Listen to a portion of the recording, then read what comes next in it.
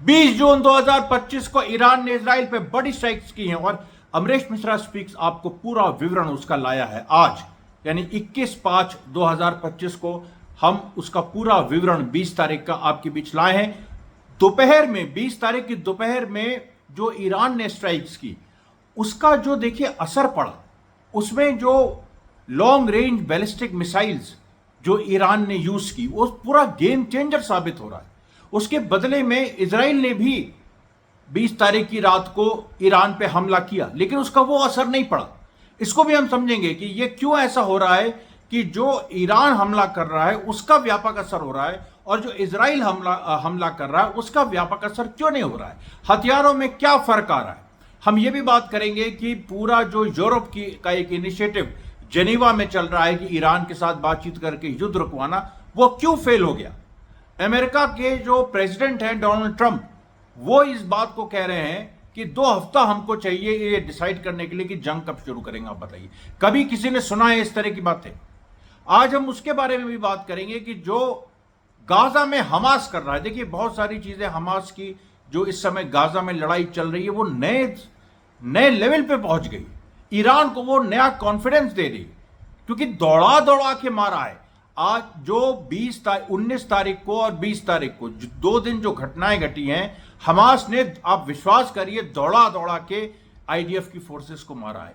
पूरी तरह से एक्सेस ऑफ रेजिस्टेंस अपनी हरकत में आ गया है, जीत रहा है। और कोई भी जो प्रोपेगेंडा है, जितना भी प्रोपेगेंडा तुम कर लो, आज मैं 20 तारीख को यानी कल मैं दीपक शर्मा के भी शो में था, कुछ शुरू में डीबी लाइव में भी था, और उसमें भी मैंने ये सारी बातें रखी कि कैसे कैसे युद्ध बदल रहा है।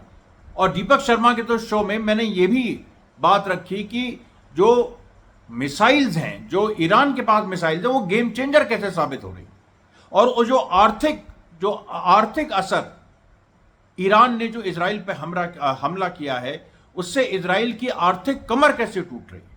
और आपको बताएं, इजराइल की एक साजिश चल रही है कि जो अल अक्सा मस्जिद है उसको खुद वो बॉम्ब करे और ईरान पे ब्लेम डाल दे और सुन्नियों से कहे कि देखो शिया ईरान ने अल अक्सा मस्जिद को खत्म कर दिया, जबकि शियाओं के लिए भी उतनी ही पवित्र है अल अक्सा मस्जिद। लेकिन इस तरह का गेम इजराइल सोच रहा है। मैं आपको आगाह कर रहा हूं, ऐसी कोई बात होती है तो इस पे ध्यान दीजिएगा। उसके साथ और भी जो सूरत हाल उभर के आए हैं उसके बारे में भी हम चर्चा करेंगे एक एक करके। खास तौर पे जो एक खबर आ रही है, अभी अनकन्फर्म्ड है, कि नेतन्याहू जिस बंकर में छुपा है उस बंकर में कुछ और इजरायली थे, वहां पर कुछ ऐसा हुआ। अब समझ में नहीं आ रहा है क्या हुआ, लेकिन उसकी डिटेल्स आएंगे। जो इजरायली कुछ जनता, उनको एक्सेस मिल गया उस एरिया में जहां नेतन्याहू था, और उन्होंने हमला कर दिया नेतन्याहू, और नेतन्याहू की लड़की को चोटें आई हैं। पहले खबर आ रही थी कि लड़के को चोटें आई, लेकिन अब खबर आ रही है कि लड़की को भी चोटें आई। अब ये सारी बातें अभी अनकन्फर्म्ड है, मैं इसलिए कह रहा हूं, बार बार कह रहा हूं, लेकिन ये दिखा रहा है कि इजराइल के अंदर बड़ी क्राइसिस है। इजराइल टूट रहा है। बाहर से जो इमेज दिखाई पड़ी है, जो यूरोपियन कंट्रीज भी जो कोशिश कर रहे हैं इजराइल की तरफ से बैटिंग करने की, क्योंकि जब भी देखिए यूरोपियन कंट्रीज अमन अमन चिल्लाने लगे तो समझ लीजिए कि इजराइल हार रहा है। जब भी इजराइल हारता है तो ये अमन अमन चिल्लाने लगते हैं। बिल्कुल क्लियर पैटर्न है। हम देखिए आपको एक एक चीज बताते हैं कि जो 20 तारीख की दोपहर से लेकर शाम तक ईरान ने जो हमले किए, इजराइल ने भी जो जवाब में क्या किया, उसके बारे में बताते थे। कि सबसे पहले जो फ्राइडे को जो जुमे की नमाज के बाद ईरान में जो बहुत बड़ी संख्या में जनता सड़क पे उतर आई, उससे यह साबित हो गया कि ईरान की जो जनता है वो अपनी सरकार के साथ, पूरी तरह से अपनी सरकार के साथ। जो ईरान के विरोधी भी हैं, जो चाहते हैं कि वहां सत्ता परिवर्तन हो, वो भी इस बात को उन्होंने इस बात को माना कि ईरान की जनता अपनी सरकार के साथ है, वो कोई विद्रोह नहीं करना चाहती। और इसमें देखिए वेस्टर्न नैरेटिव में गैप भी समझ में आया। एक तरफ वेस्टर्न नैरेटिव कह रहा है कि तेहरान से लोग भाग रहे हैं, और दूसरी तरफ कह रहा है कि वहां जनता विद्रोह करने वाली।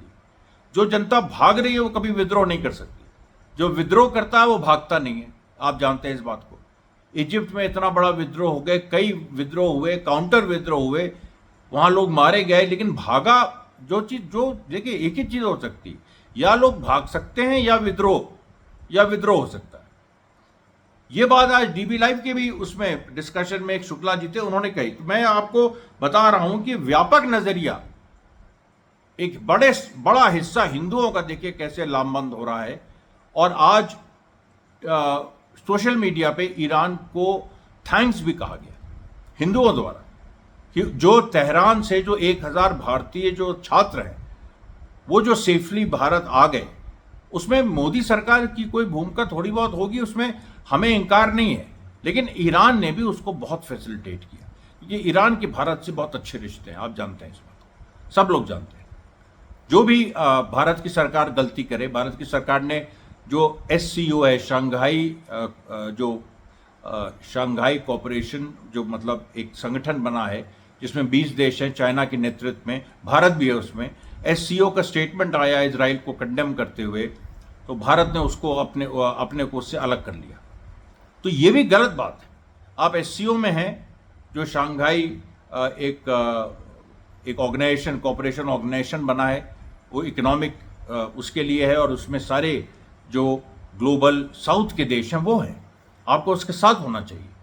आप ग्लोबल साउथ के, आपकी पर कैपिटा इनकम 140वीं है, कोई औकात नहीं है भारत की विश्व स्तर पे। ये 4वीं-5वीं इकॉनमी है, अपनी जेब में रख लो, कोई इसका मतलब नहीं। बीजेपी वालों सुन लो इस बात को, वरना बहुत बुरी तरीके से मार खाओगे। अपने जेब में रख लो, 140वें हो तुम विश्व में, पर कैपिटा इनकम से तय होता है, उससे कुछ नहीं तय होता। अपनी जूती पे रखता है ट्रंप तुम्हारे नेता को, ये सच्चाई है। तो अभी आप देखिए कि जो ईरान में हो रहा है उसमें देखिए क्या हुआ। अच्छा, अब जो जुमे की नमाज के बाद ईरान की जनता सड़क पे निकली, और उसके बाद खबर आती है कि ईरान ने हाइफा पे बड़ा हमला कर दिया। अब ये जो बड़ा हमला हाइफा पे है, बिल्कुल बीचों बीच और बड़ा ब्लास्ट हुआ। उसके बाद खबर आती है कि तेल अवीव में ईरान ने बड़ा हमला कर दिया, फिर हाइफा में दूसरा हमला कर दिया। उसके बाद वीडियोज आते हैं कि इजरायली भाग रहे हैं, और ईरान जो है उनके मिसाइल इजरायलीज को लिटरली दौड़ा रहे हैं। बिल्कुल ऐसा, इस तरीके का मंजर हमें देखने को मिला। उसके बाद जो वेस्ट बैंक में इजरायली सेटलमेंट्स, वहां आग लग गई, ईरान ने वहां भी मारा। अब आप सुनते जाइए। फिर उसके बाद फिर खबर आई कि ईरान ने 20 मिसाइल दागी, 25 से ऊपर इजरायली घायल हो गए, कई इलाके तबाह हो गए, और इजराइल ने इजराइल के जो सेंसिटिव लोकेशन है वहां पर स्ट्राइक हुई। उसके बाद एक खबर और आई कि ईरानी मिसाइल इजराइल के उत्तरी इजराइल के एक और क्षेत्र में गिरी। फिर बीरशिबा की बात आ गई। बीरशिबा में आप जानते हैं बहुत बड़ा हमला 18 तारीख को और 19 तारीख को भी ईरान ने किया था, और आज 20 तारीख को भी, मतलब कल 20 तारीख को भी उसने किया। तो ये भी देखिए एक बड़ी महत्वपूर्ण बात है। फिर इजराइल रेडियो ने कहा कि ईरान ने एक भारी मिसाइल का प्रयोग किया, जिसमें एक विखंडन वॉरहेड और 26 छोटी मिसाइलें थी। अब इसको तो समझाना पड़ेगा। एक ऐसी मिसाइल जिसमें विखंडन वॉरहेड, मतलब वो मिसाइल चली, उसमें से एक वॉरहेड डिटैच हुआ, यानी जो मिसाइल है उसने तो मारा ही, उसके साथ एक और मिसाइल थी, वो उस मिसाइल से डिटैच हुई और उसने भी मार की, और उसके साथ 26 छोटी मिसाइलें थी। एक मिसाइल के साथ 26 छोटी मिसाइलें। क्या इजराइल के पास ये टेक्नोलॉजी है? क्या अरे भारत तो छोड़ दीजिए, भारत पाकिस्तान ये सब को कोई मतलब नहीं है। ईरान के पास ये टेक्नोलॉजी, क्या इजराइल के पास ये टेक्नोलॉजी है? 26 मिसाइलें एक मिसाइल में, वॉरहेड डिटैच हो गया। अब बताओ। अब ये बातें लोग कहते हैं कि भारत पाकिस्तान में हुआ, पाकिस्तान ने ऐसे ही एक चाइना का वेपन मारा, वो डिटैच हो गया। देखिए ये सब किताबी बातें। हमारे ये प्रवीण साहनी और इस तरह के लोग भी इस तरह की बात करते हैं, मैं उनकी इज्जत करता हूं, लेकिन ये बेकार की बात है। सच्चाई बताओ ना, किसने क्या मारा? जो अभी केवल ईरान ने ये दिखाया है कि जो वॉरहेड, जो मिसाइल वो छोड़ता है, उससे वॉरहेड डिटैच होता है, और उसके बाद वो सीधे जाके इजराइल को उसने नुकसान पहुंचाया। फिर हाइफा के मेयर का स्टेटमेंट आया, और उसने कहा कि ईरानी मिसाइलों ने 2 रणनीतिक स्थानों पर हमला किया है। उसके बाद एक और जबरदस्त चीज हुई। एक इजरायली निवासी को ईरान से SMS आया, और इस तरह से हजारों SMS आए, और उस SMS में लिखा है कि अपनी जान बचाने के लिए अपने घर से बाहर निकल जाओ, इजराइल का सफाया हो जाएगा। लेकिन इससे भी बड़ी बात क्या हुई? इससे बड़ी बात हुई कि जैसे ही वो एसएमएस आया, वो इजरायली अपने घर से निकलना चाह रहा था, नहीं चाह रहा था नहीं पता, लेकिन वो उसके घर में बम गिरा। ईरान ने उसके घर पे टारगेट करके बम मारा, और इस तरह से कई बहुत बड़े स्तर पे हुआ। सीधे ईरान ने इजरायलियों के घर पे टारगेट करके मारा है। और ये देखिए, एक क्वालिटेटिव शिफ्ट है। ईरान ने ये ठान लिया है कि हम ईंट का जवाब पत्थर से देंगे। अगर तुमने गाजा में सिविलियन मारे हैं, तुम्हें और कोई भाषा नहीं समझ में आती, तुम्हें यही भाषा समझ में आती। और इसीलिए इजरायली पागल हो रहे हैं, नेतन्याहू को काटने दौड़ रहे हैं, क्योंकि अब सिविलियंस को दर्द हो रहा है। और खामनेई साहब ने कहा था कि सिविलियंस को दर्द होगा, इजराइल को दर्द होगा। इजराइल ने जो किया है उसका बदला लिया जाएगा, और उसका बदला इतना खतरनाक होगा, ये किसी ने नहीं सोचा था। और ईरान के पास जो इस समय एज है, आपको पता है, इजराइल सरेंडर के कगार पे है। कोई उसकी मदद करने के लिए तैयार नहीं, अलग थलग पड़ा हुआ है दुनिया में। रशिया चाइना ईरान के साथ है, अमेरिका भी इजराइल के साथ नहीं उतरा। कल को अमेरिका आ भी जाए तो कोई फर्क नहीं, क्योंकि अमेरिका के जो बेसिस हैं पूरे मिडिल ईस्ट में, इराक से लेके पूरे उसमें सीधे, अब जैसे इराक है, मैं एक छोटा सा एग्जांपल देता हूं। इराक में अमेरिका के बेसिस है। जैसे ही अमेरिका ने ईरान पे हमला किया, इराक में जो कतैब हिजबुल्लाह है, एक जो दूसरा हिजबुल्लाह है, लेबनान वाला नहीं, अलग, वो कतैब हिजबुल्लाह जो है वो सीधे हमला करेगा अमेरिकन बेसिस पे। अमेरिकन बेसिस तार तार हो जाएंगे, अमेरिकन सोल्जर्स मारे जाएंगे, चाहे आप जितने लोगों को मार दीजिए उसके बाद, लेकिन अमेरिकन सोल्जर्स मारे जाएंगे। और इस समय ट्रंप ये अफोर्ड नहीं कर सकता है कि 100 अमेरिकन सोल्जर्स भी, 50 अमेरिकन सोल्जर्स की भी जान जाए, क्योंकि अभी उसने चुनाव लड़ा है और चुनाव में उसने नारा दिया है कि हम एक भी अमेरिकन सोल्जर की जान बाहरी कॉन्फ्लिक्ट्स में नहीं जाया होने देंगे। ये बड़ी बात है। तो आप देख लीजिए कि ईरान कितनी एडवांटेजेस पोजीशन में है। अच्छा, ये भी खबर आई है कि एक कोई गद्दार अरब देश है जो अमेरिका से कह रहा है कि हमला करो। अब ये पता नहीं कौन देश है, अभी उसका नाम नहीं सामने आया, लेकिन एक गद्दार अरब देश है जो इस समय कह रहा, और बाकी अरब देश ऐसा कुछ नहीं कह रहे हैं। बाकी अरब देश चुप है, वो देख रहे हैं कि ईरान आगे बढ़ रहा है, ईरान एक सुपर पावर के रूप में उभर रहा है पूरे मिडिल ईस्ट में। मिडिल ईस्ट की तस्वीर ईरान बदल देगा, फिलिस्तीन को आज़ाद करा देगा। और वो कैसे आज़ाद कराएगा वो मैं आपको आगे बताऊंगा, क्योंकि हमास ने जो ऑफेंसिव लिया है वो ऑफेंसिव वैक्यूम में नहीं लिया है। तो ये देखिए जो पूरी बातें हैं, ये एक के बाद एक जो हो रहा है, इसको आप पूरे परिप्रेक्ष्य में देखिए। उसके बाद देखिए, अभी इस इजरायलीज को जो एसएमएस गया, उसके बाद तेल अवीव में कुछ इजरायली घरों को जैसे ईरान के मिसाइल से नष्ट हुए, तो लोग वहां चिल्लाने लगे इजरायली कि देखो मेरा घर जल रहा है, मेरा घर खत्म हो गया। गाजा में जब औरतों और बच्चों के घर खत्म हो रहे थे, अभी भी हो रहे हैं, जो पूरे के पूरे परिवार वाइप आउट हो गए। आपको पता है कितने परिवार साफ कर दिए गए, उनका नामो निशान नहीं है। मतलब ऊपर से, मतलब ग्रैंडफादर से लेके ग्रैंड सन, ग्रैंड डॉटर तक, सब 14-14, 15-15 लोग एक परिवार के साफ कर दिए। तो उसकी कोई अकाउंटेबिलिटी नहीं है। और आज उसकी तो अकाउंटेबिलिटी एक ही हो सकती ना कि तुमको भी वही, तुम्हारे साथ भी वही हो। अब बिल्कुल इसमें निर्ममता से काम करना होगा, बिल्कुल निर्मम होके, किसी को नहीं छोड़ेंगे। जिन लोगों ने फिलिस्तीन का विरोध किया है, जिन लोगों ने ईरान का विरोध किया, किसी को नहीं छोड़ा जाएगा, भारत के हुक्मरानों को भी नहीं। जो इस तरह की बात अगर कर रहे हैं, तो अगर वो रास्ते पे आ गए तो ठीक है, रास्ते पे आ गए कोई समस्या नहीं है। लेकिन अगर वो रास्ते में नहीं आए, मतलब वो मानवता विरोधी है, हिंदू विरोधी है, क्योंकि हिंदुओं की बहुत बड़ी ताकत ईरान के साथ है। और ईरान जो है उसने हमेशा ही शिया हिंदू इत्तेहाद, ये अवध के स्टेट की बुनियाद रही है। और अवध के स्टेट ने पूरी जान लगा दी थी, चाहे वो राम जन्मभूमि का सवाल हो, चाहे वो हनुमानगढ़ी का सवाल हो, उन्होंने पूरी जान लगा दी थी वाहिद अली शाह ने कि कोई उसको बाल उसका बाका ना हो। अब आप सोचिए, ये शिया हिंदू इत्तेहाद या शिया ब्राह्मण इत्तेहाद भी कहा जाता है, ये आज के हिंदुस्तान के हुक्मरानों को याद नहीं है, लेकिन उनको याद दिलाना पड़ेगा। और अलग तरह से अगर उनको जो भी भाषा समझ में आती, अगर सामान्य भाषा समझ में आती तो उसमें उनको समझाएंगे, और अगर वो वाली भाषा समझ में आती तो फिर वो भी समझाएंगे, क्योंकि हम तो अवध के ब्राह्मण हैं, हम लोग तो सबसे सुप्रीम है, सबसे सुपीरियर है, कहीं कोई टिकता नहीं हमारे आगे। और अगर हम अवध के मुस्लिम्स के साथ मिल जाएं तो बात ही खत्म हो जाती है। ठाकुर भी हमारे साथ हैं। अवध के ठाकुर ब्राह्मण मुस्लिम एक हो जाएं तो फिर पिछड़े दलित और ओबीसी भी एक साथ हो जाएंगे। तो ये बड़ी, और ये मैं करने जा रहा हूँ अपने राष्ट्रवादी किसान क्रांति दल मंगल पांडे सेना के, उससे मैं पूरे कार्यक्रम करने जा रहा हूँ अवध में, और अब देखिएगा उसका क्या असर होगा। अभी उसकी डेट भी अनाउंस हो जाएगी जून के एंड तक।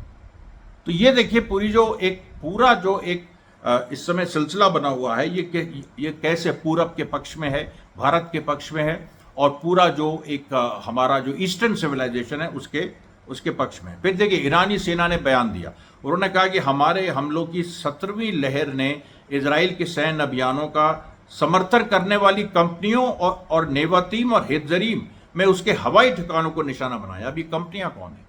ये कंपनियां हैं माइक्रोसॉफ्ट। आज माइक्रोसॉफ्ट पे हमला हुआ, माइक्रोसॉफ्ट धराशायी हो गया, जो इजराइल में उसकी ब्रांच है। क्यों? क्योंकि आईडीएफ के साथ वो रिसर्च शेयर करता है। आईडीएफ जो गाजा में जेनोसाइड करता है उसका मटेरियल माइक्रोसॉफ्ट देता है।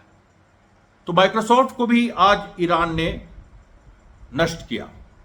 उसके बाद नेवातीम और हेतजरीम उसके हवाई ठिकाने नष्ट किए। उसके बाद गाजा, लेबनान और सीरिया तमाम जगहों पे जहां से हवाई जहाज उड़ते थे उन जगहों को नष्ट किया। तेल अवीव, हाइफा, बेरशिवा जो तमाम शहर हैं वहां पर बहुत ही सटीक और टारगेटेड अटैक्स किए। पूरा का पूरा इजराइल इसमें घुटनों पे आ गया। उसके बाद देखिए जो इजराइल ने हमले की कोशिश की उसमें 3-4 जगह हमले किए, कुछ जगह स्ट्राइक हुआ भी, लेकिन उसमें कुछ कुछ ईरान के लोग भी मारे गए। लेकिन ईरान ने हमला किया इजराइल पे, इसमें कम से कम 84 लोग घायल हुए हैं। कितने लोग मारे गए ये ईरान बताता नहीं है, लेकिन उसमें उसकी संख्या दर्जनों में, मतलब ये इजराइल बताता नहीं, सॉरी, जितने लोग मारे गए ईरान के हमलों में ये इजराइल बताता नहीं। घायलों की संख्या बता देता है, वो भी कम करके 84। तो ये जो देखिए पूरी बात है, ये जहां तक एक पूरी परिस्थिति है इसमें। अब ईरान के अंदर क्या हुआ? ईरान के अंदर कम से कम 54 मोसाद के एलिमेंट्स उनको पकड़ा गया खुजिस्तान प्रोविंस में, और उनको वहीं की वहीं सजा दी गई, बड़ी खतरनाक।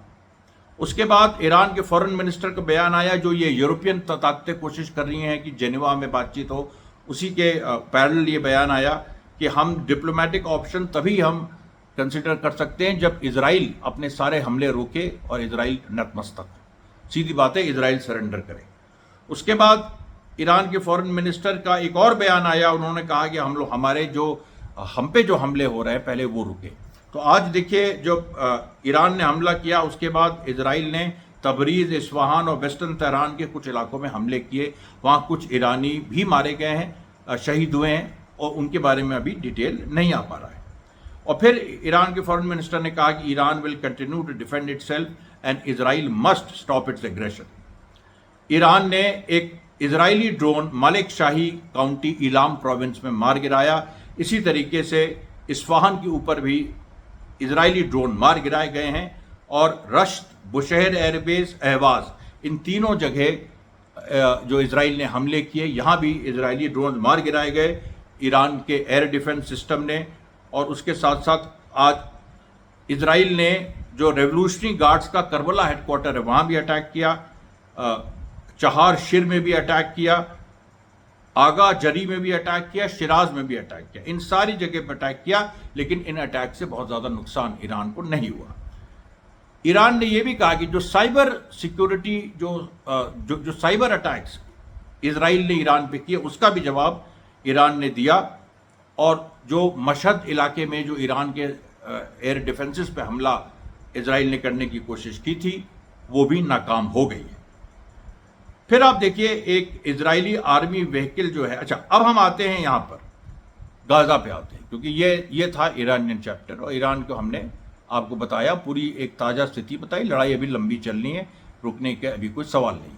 अब गाजा में क्या हो रहा है? गाजा में देखिए कमाल चीज़ें हो रही है। गाजा में आज देखिए सबसे पहले जो highway 5 north of Khan Younis है, यहाँ पर एक इजरायली व्हीकल डिस्ट्रॉय हुई एक्सप्लोजिव बैरल बॉम्ब से। अब ये जो एक्सप्लोजिव बैरल बॉम्ब है ये क्या है? ये देखिए बैरल बॉम्ब तो हवा से गिराए जाते हैं, और वो जब गिरते हैं तो वो कई दिशाओं में वो कई छोटे छोटे वो बम बन जाते हैं। बहुत बड़े एरिया को वो कवर करते हैं। अब बैरल बॉम्ब्स एक हवा से गिराए जाते हैं, लेकिन यहां तो लग रहा है कि जमीन के अंदर बैरल बॉम्ब इन लोगों ने लगाया है, हमास के रेजिस्टेंस फोर्सेस ने। ये कैसे संभव हो गया?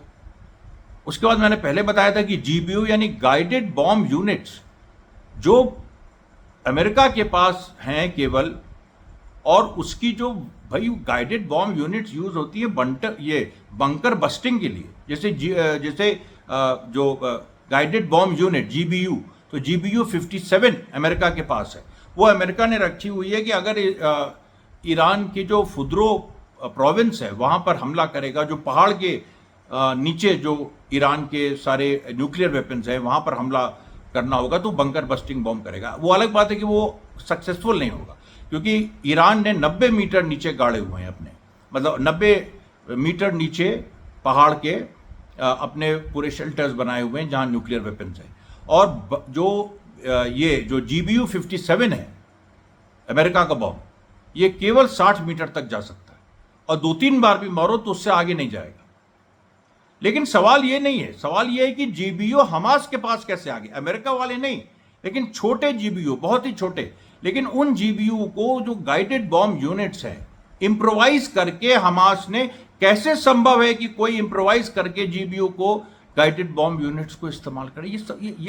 ये सोच के परे की बात है। It is beyond imagination.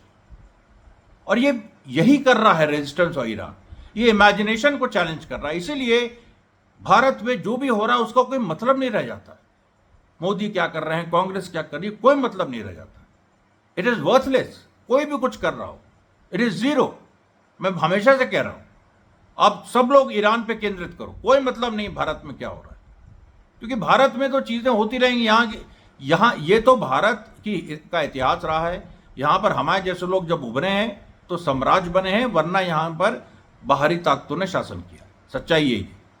चाहे उठा के देख लो, मोदी के बस की बात नहीं है कि कोई हिंदुस्तान बना सके या उसकी प्रभुसत्ता को मोदी बचा सके, उनके औकात नहीं है। और ये मैं नहीं कह रहा हूं, ये सुब्रमण्यम स्वामी कह चुके हैं, कई लोग कह चुके हैं, वो कॉम्प्रोमाइज आदमी है। तो इसलिए मैं देखिए खुल के बात आपसे कर रहा हूं आज। अब इसमें देखिए एक और घटना होती है नाब्लेस में, माउंट कमास। अब माउंट कमास के बेता और उसारिन जो शहर हैं उनके बीच जबरदस्त संघर्ष हुआ, जिसमें आईडीएफ को पीछे हटना पड़ा। ट्यूबस में, अकाबा में ऐसे ही संघर्ष हुआ, आईडीएफ को पीछे हटना पड़ा। उसके बाद अल्जाना जो एम्बुश साइट है खान यूनिस में, वहां पर एक घटना ऐसी घटी अल्जाना में, और अल्जाना में बड़ी बड़ी लड़ाइयां हो चुकी पहले।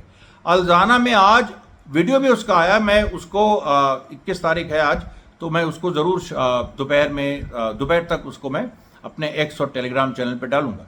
जो वहां लड़ाई हुई उसमें बाकायदा इजरायली, मतलब एक इजरायली पेट्रोल को सीधे पॉइंट ब्लैंक रेंज पे हमास ने मारा। फिर इजरायली जो व्हीकल है वो भागने लगी और उसका पीछा किया बाकायदा हमास ने और मारा उसको। अब ये यूट्यूब की गाइडलाइन वीडियो नहीं दिखाने देती, लेकिन हमारे पास है ना दूसरे प्लेटफॉर्म्स, आप लोग उस पर जाइए। पता नहीं क्यों नहीं जाते हैं आप लोग जाइए उस पर, देखिए सच्चाई क्या है। हमास ने दौड़ा दौड़ा के मारा है। आपने कभी सुना है कि इजराइल की व्हीकल्स भाग रही हैं और हमास मार रहा है? उसके बाद हमास ने पैलेस्टीनियन इस्लामिक जिहाद से मिलकर खान यूनिस में और भी ऑपरेशंस किए। फिर देखिए एक इजरायली इन्फेंट्री फोर्स को मोर्टर शेल से खान यूनिस पे मारा, इसका भी वीडियो जारी किया। उसके बाद अराबा साउथ वेस्ट ऑफ जेनिन में एक और संघर्ष हुआ जबरदस्त। और फिर अल्जाना क्षेत्र के डिटेल्स आए और उन्होंने, और उसमें वही कि वीडियो में जो मैं पहले बता चुका हूं कि किस तरीके से दौड़ा के मारा। उसके बाद देखिए फ्राइडे को कितने ऑपरेशंस कैरी ये हमास ने और फिलिस्तीनी रेजिस्टेंस ने किए। किजान अल नज्जार एरिया में मोटर शेल से मारा इजरायली सोल्जर्स को। किबुट्स निरीम में यानी इजरायली सेटलमेंट में रॉकेट से मारा। और एन अल थलात एरिया में भी 114 मिलीमीटर रजूम रॉकेट से मारा। उसके बाद देखिए स्ट्रीट 5 जो खान यूनिस का है, जो मैं बता चुका हूं आपको। साले अबुल गफूर मॉस्क, और ज्यादा प्रिसाइज लोकेशन इसका मिल गया, यहां पर भी मारा है। उसके साथ देखिए जो शुजैया नेबरहुड है वहां पर भी मारा है। और फिर किजान अबू रशवान एरिया और हैप्पी सिटी साइट जो साउथ ऑफ खान यूनिस में है, वहां भी हमास ने मारा है। कोई जवाब है इसका किसी के पास? कोई अकाउंटेबिलिटी है? किसी की हिम्मत है कि इस पे कुछ बोल सके? देखिए, आज के वीडियो में मैं कुछ इसमें ग्रेनी सा कुछ हो सकता है, उतना हमारा लेंथ साफ नहीं है, बहुत कुछ इसमें हो सकता है। आशा इसको आप पूरा देखेंगे और ये 21 तारीख का ये पहला वीडियो आपको सुबह मिल जाएगा और उसके बाद हम देखिए दोपहर तक दूसरा वीडियो जारी करने की कोशिश करेंगे, वरना शाम तक तो कर ही देंगे। तब तक के लिए धन्यवाद साथियों, बहुत बहुत धन्यवाद।